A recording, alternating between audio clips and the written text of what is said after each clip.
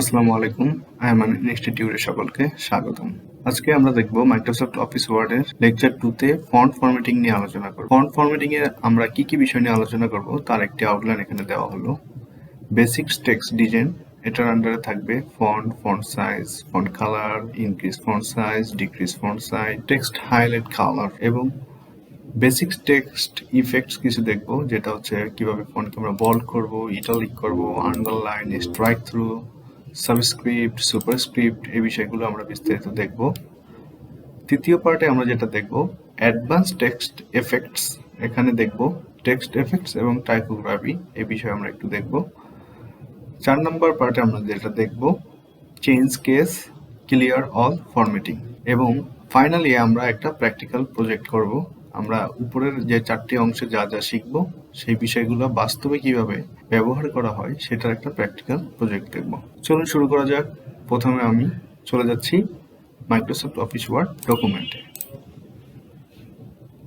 এখানে আমি কিছু টেক্সট কপি করে রেখেছি যাতে আপনাদেরকে ব্যবহারটা দেখাতে পারি। প্রথমে শুরু করলাম ফন্ট দিয়ে। ফন্ট আসলে কি? ফন্ট হচ্ছে যে একটি লেখা বা টেক্সট দেখতে কিরকম সেটাই হচ্ছে মূলত ফন্ট। বিভিন্ন রকমের ফন্ট আছে, আপনারা চাইলে যে কোনো ধরনের ফন্ট আপনাদের পছন্দ অনুযায়ী ব্যবহার করতে পারবেন। এখন আমি দেখাবো কিভাবে আপনার টেক্সটের ফন্ট পরিবর্তন করবেন। আমি যে টেক্সটটুকু এখানে টাইপ করে রেখেছি সেই টেক্সটটা কি ফন্টে আছে আগে আমরা দেখে নিই। তো একটি টেক্সট কোন ফন্টে আছে সেটা দেখার জন্য আমরা যেটা করতে পারি, টেক্সটটা সিলেক্ট করলে আমার এখানে ফন্ট যে বার সেখানে চলে আসবে এটা কোন ফন্টে আছে, অথবা আমি যদি টেক্সটের মাঝে যে কোনো জায়গায় কার্সরটা রেখে একটা ক্লিক করি দেন এটা ফন্ট বক্সে দেখাবে যে কোন ফন্টে আছে। এখন আমরা দেখতে পাচ্ছি যে আমার লেখাটি ক্যালগ্রি বডি এই ফন্টে আছে। আমি চাচ্ছি ফন্ট স্টাইলটা চেঞ্জ করে দিব, চেঞ্জ করে টাইমস নিউ রোমান করে দেব। তো এটা করার জন্য আমি যেটা করতে পারি, দুইভাবে করতে পারি। ফার্স্ট আমি টেক্সটটুকু সিলেক্ট করে নিব। সেকেন্ড আমি চলে যাব ফন্ট বক্সে, এখান থেকে ক্লিক করলে আমার কম্পিউটারে ইনস্টল করা যতগুলো ফন্ট আছে সবগুলো এখানে দেখাবে। এর ভিতর থেকে আমার পছন্দ অনুযায়ী ফন্টটা আমি সিলেক্ট করলেই ফন্টটা চেঞ্জ হয়ে যাবে। মনে করি আমি ফন্ট দিতে চাচ্ছি এরিয়ালের উপরে ক্লিক করার মাত্রই আমার ফন্টটা চেঞ্জ হয়ে যাবে। অন্য আরেকভাবে আমরা যে চেঞ্জ করতে পারি, যেটা প্রথমে আমি টেক্সটটুকু সিলেক্ট করে নিলাম, এরপরে আমি চলে যাব ফন্ট বক্সে। এখানে আমি যদি আমার ফন্টটা জানা থাকে সেই ফন্টটার নামটা টাইপ করলে ফন্টটা চলে আসবে। আমি চাচ্ছি টাইমস নিউ রোমান দিব এই অংশটুকু, তো আমি টাইপ করলাম টাইমস নিউ রোমান। এখন আমি যদি কিবোর্ড থেকে এন্টার প্রেস করি আমার ফন্টটুকু চেঞ্জ হয়ে গেল। এখন আমরা দেখব ফন্ট সাইজ। ফন্ট সাইজ হচ্ছে একটি টেক্সট বা লেখা কতটুকু আমরা বড় বা ছোট করে দেখতে চাই। আমরা প্রথমে যে অংশটুকুর ফন্ট পরিবর্তন করতে চাই সেই অংশটুকু সিলেক্ট করে নিব। তারপরে এখানে ফন্ট সাইজ বক্স থেকে আমরা কাঙ্ক্ষিত ফন্ট সিলেক্ট করে দিলে আমাদের টেক্সটটা ফন্ট বেড়ে যাবে। আমি চাচ্ছি এখানে 11 ছিল, আমি ফন্ট সাইজটা এখন 12 করতে চাচ্ছি, তো 12 থেকে ক্লিক করলে আমার এটা 12 হয়ে যাবে। অথবা আমি যদি চাই যে এখানে যে ডাইমেনশন দেওয়া আছে তার চাইতেও আরো অন্য ডাইমেনশন ইউজ করতে চাই, সেক্ষেত্রে আমি যেটা করবো টেক্সটটাকে সিলেক্ট করব। সিলেক্ট করে এখানে 13 দেওয়া নাই, কিন্তু আমি যাচ্ছি 13 দিব, তো আমি 13 কিভাবে দিতে পারি, আমি এখানে ম্যানুয়ালি যদি টাইপ করি 13, আমার টেক্সট 13 ফন্ট সাইজ হয়ে গেল। আবার আমি যদি চাই যে না আমি ফন্ট সাইজ আরো কমিয়ে ফেলবো, তো তখন আমি আবার সেম ভাবে এখান থেকে যদি 10 সিলেক্ট করলাম, ফন্ট সাইজ আমার ছোট হয়ে গেল, 10 হয়ে গেল।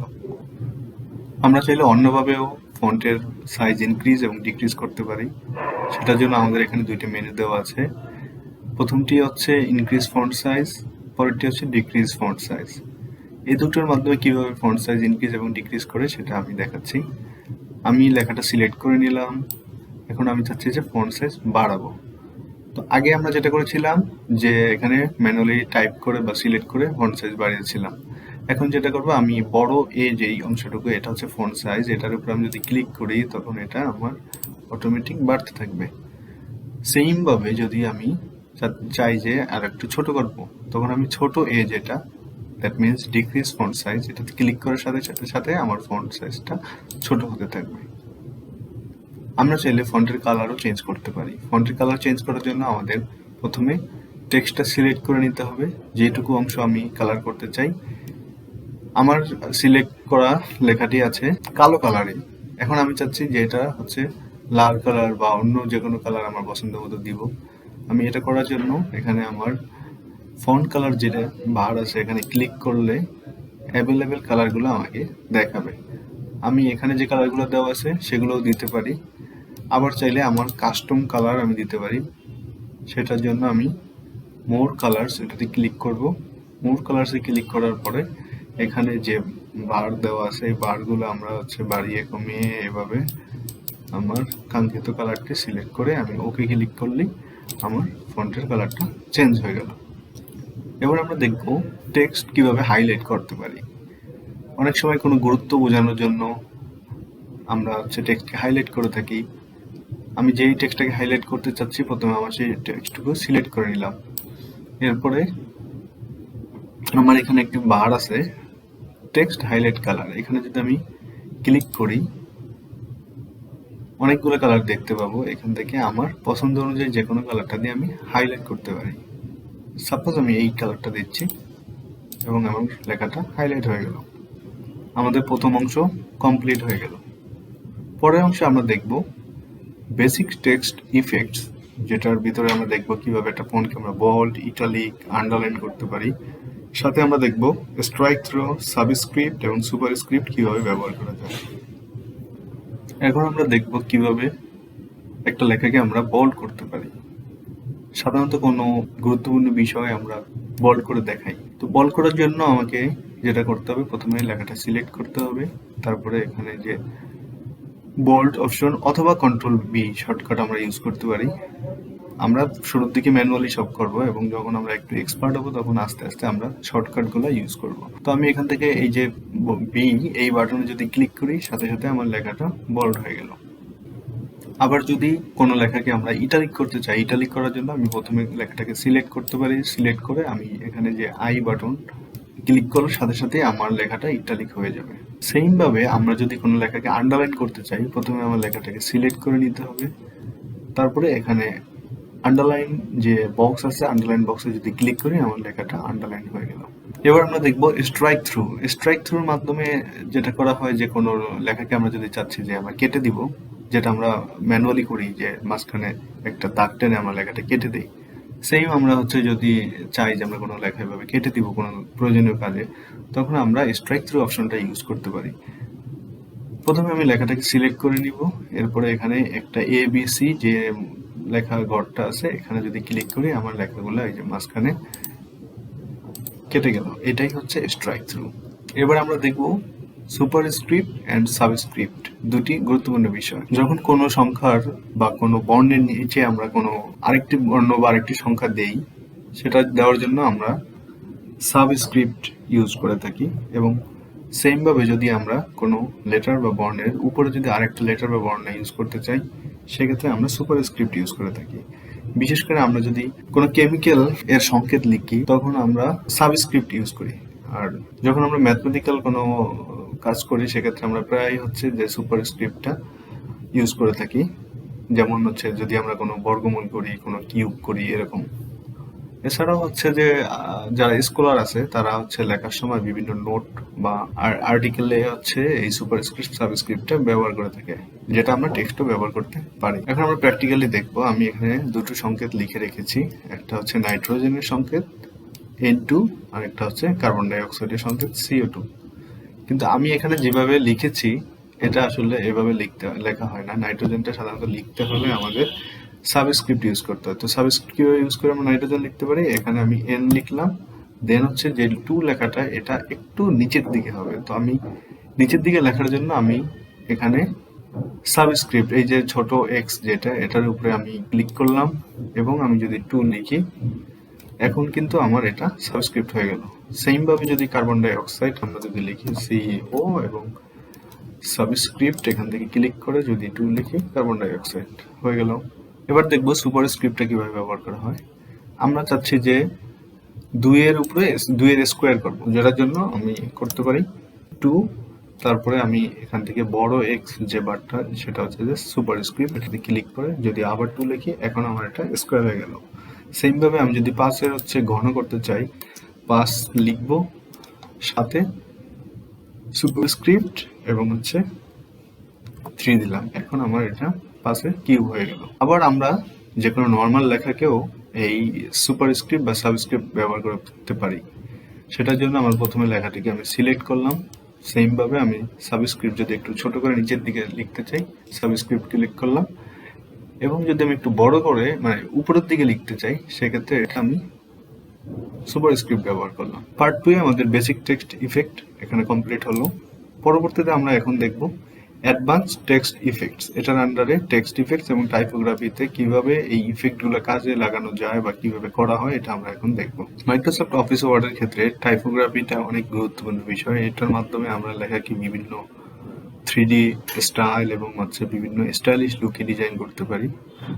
এখন আমরা দেখব কিভাবে আমরা এই টেক্সট ইফেক্ট এবং টাইপোগ্রাফি অপশনটা ব্যবহার করতে পারি। আমি প্রথমে এই লেখাটুকু সিলেক্ট করে নিলাম, এখন টাইপোগ্রাফি এই অপশনে চলে গেলাম।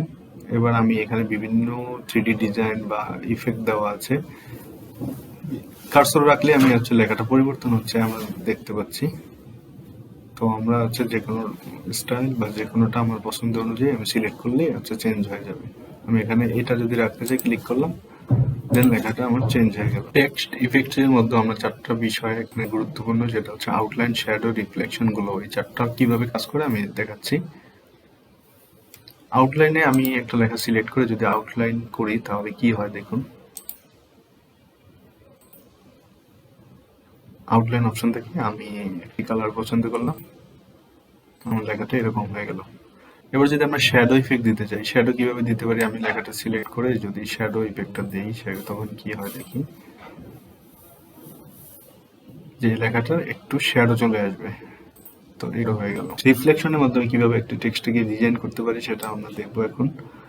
আমি এই লেখাটি সিলেক্ট করে নিলাম, এখন আমি এখান থেকে রিফ্লেকশন অপশনে চলে যেয়ে আমি একটি রিফ্লেক্ট যদি সিলেক্ট করি, আমার লেখাটা রিফ্লেকশন হয়ে গেল। আমি আবার পূর্বের অবস্থায় ফিরে গেলাম। এখন আমরা দেখবো গ্লো যে ইফেক্ট, এটা আমরা কিভাবে দিতে পারি। সেম ভাবে আমি লেখাটা যদি আগে সিলেক্ট করে নেই, এরপর হচ্ছে যদি গ্লোতে যাই, এবার হচ্ছে এটা আমরা একটু ভিন্নভাবে ডিজাইন করতে পারি। এখানে বিভিন্ন কালার আছে, আমি সাপোজ এই কালারটা দিলাম, এখন এটা হচ্ছে যে গ্লো ইফেক্টটা আমরা ব্যবহার করতে পারি।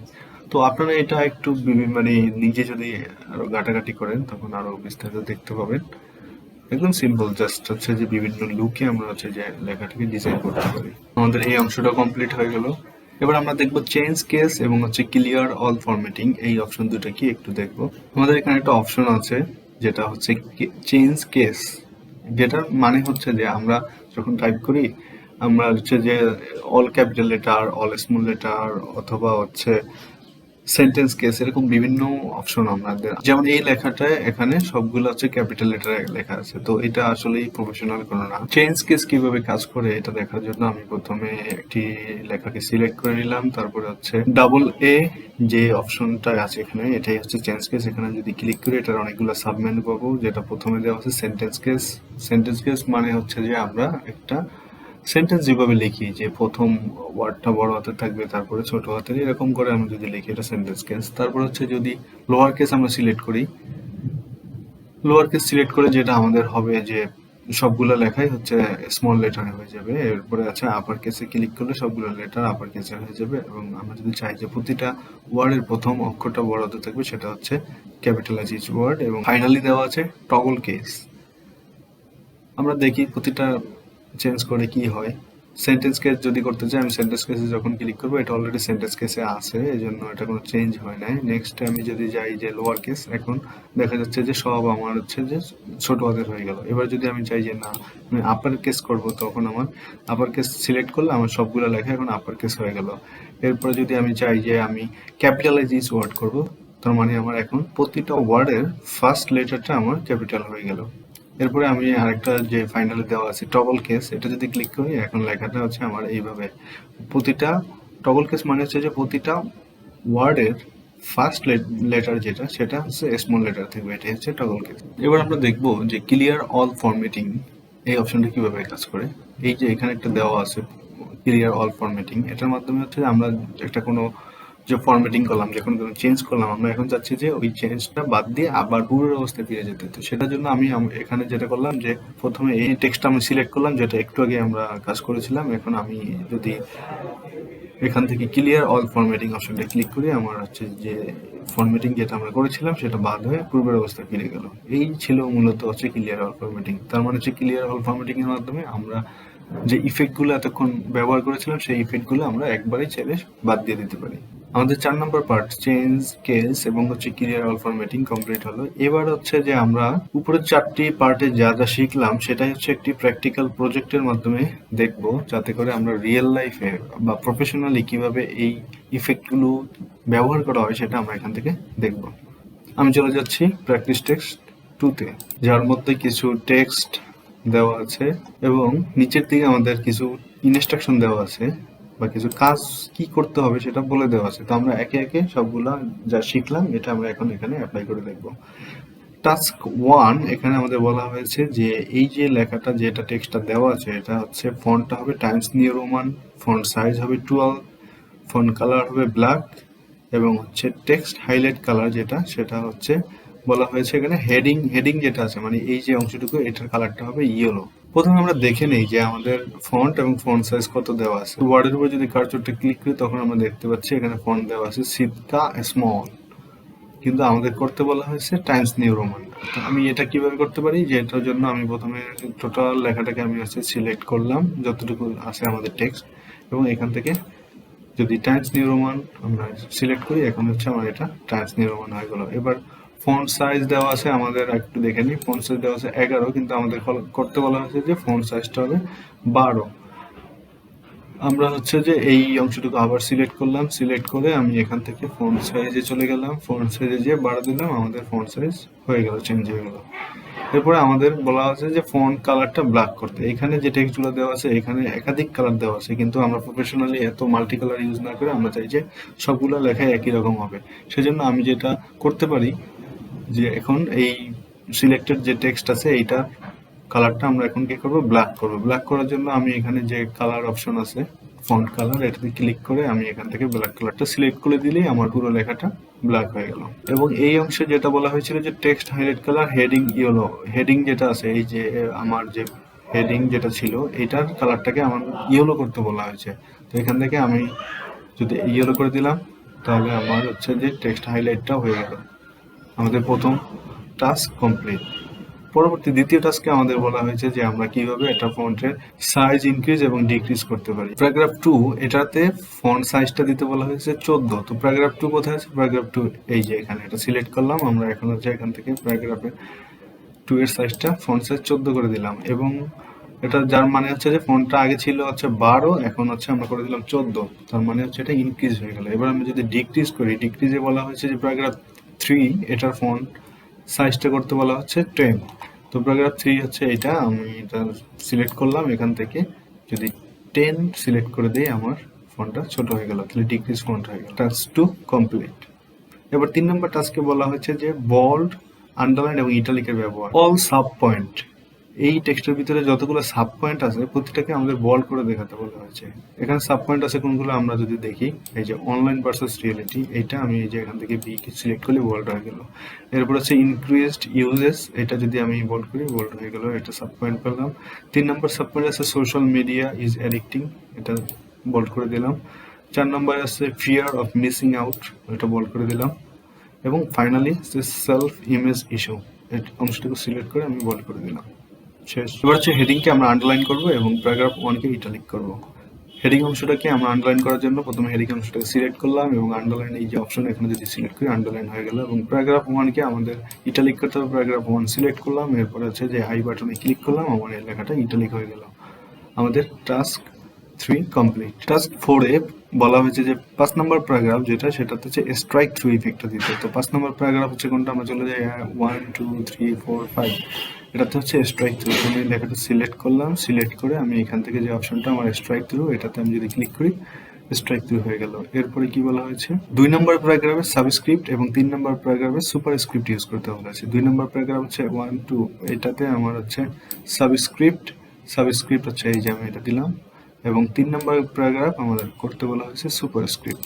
সুপারস্ক্রিপ্ট। টাস্ক 4 কমপ্লিট হয়ে গেল। এবার আমরা দেখব টাস্ক 5, যেখানে বলা হয়েছে চেঞ্জ কেস। এটার মধ্যে সেন্টেন্স কেস ইন প্যারাগ্রাফ 5, তার মানে হচ্ছে 5 নম্বর প্যারাগ্রাফ যেটা, সেটাকে আমাদের সেন্টেন্স কেসে নিতে হবে। তো 5 নম্বর প্যারাগ্রাফটা আমরা এখানে দেখতে পাচ্ছি 1 2 3 4 5, এই যে 5 নম্বর প্যারাগ্রাফ। এটা আমরা সিলেক্ট করলাম, এখান থেকে চেঞ্জ কেস অপশনে গেলাম, এখান থেকে আমরা এই যে সেন্টেন্স কেস, যেটা আগে আপার কেস দেওয়া ছিল এখন এটা সেন্টেন্স কেসে হয়ে গেল। আমাদের টাস্ক 5 কমপ্লিট।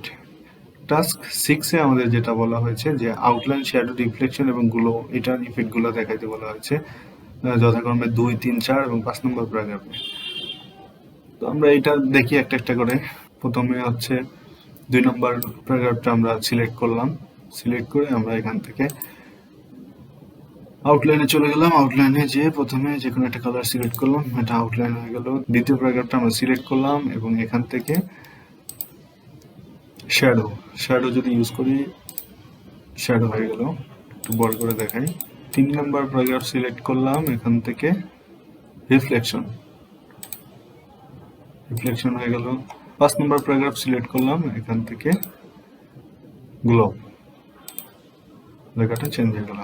আমাদের টাস্ক 6 কমপ্লিট। এবার ফাইনালি আমরা দেখব যে ক্লিয়ার অল ফরম্যাটিং। এই এতক্ষণ আমরা যা কাজ করলাম, ক্লিয়ার অল ফরম্যাটিং এর মাধ্যমে আমরা হচ্ছে পূর্বের অবস্থায় ফিরে যাব। আমি টোটাল লেখাটাকে সিলেক্ট করলাম, সিলেক্ট করে আমি যদি ক্লিয়ার ফরম্যাটিং এ ক্লিক করি, এখন আমার এতক্ষণ আমরা যা করলাম টোটাল ফরম্যাটিংটাই চলে গেল। কিন্তু এটাই যদি আমি একটা একটা করে করতাম অনেক সময় লাগতো। জাস্ট একবারে আমি যখন ক্লিয়ার অল ফরম্যাটিং দিলাম, তখন আমার এতক্ষণ যা যা আমরা উপরে কাজ করলাম প্রতিটা ফরম্যাটিং এ আমাদের মুছে গেল। এর মধ্য দিয়ে আমাদের 7 নম্বর টাস্ক কমপ্লিট হলো এবং সাথে সাথে আমাদের লেকচার 2 কমপ্লিট হয়ে গেল। পরবর্তী লেকচারে আমরা আলোচনা করব প্যারাগ্রাফ ফরম্যাটিং। এই অংশে যে প্যারাগ্রাফ ফরম্যাটিংটা কিভাবে করতে হয়, এটার বিস্তারিত আলোচনা আমরা পরবর্তী লেকচারে করব। পরবর্তী লেকচার দেখার জন্য সকলকে স্বাগতম। যারা যারা এখন আমাদের চ্যানেলটি সাবস্ক্রাইব করেননি, চ্যানেলটি সাবস্ক্রাইব করে রাখুন এবং বেল আইকনটা সিলেক্ট করে রাখুন, যাতে আমরা নতুন নতুন ভিডিও আপলোড করার সাথে সাথে আপনি আমাদের ভিডিওগুলো দেখতে পারেন। ধন্যবাদ।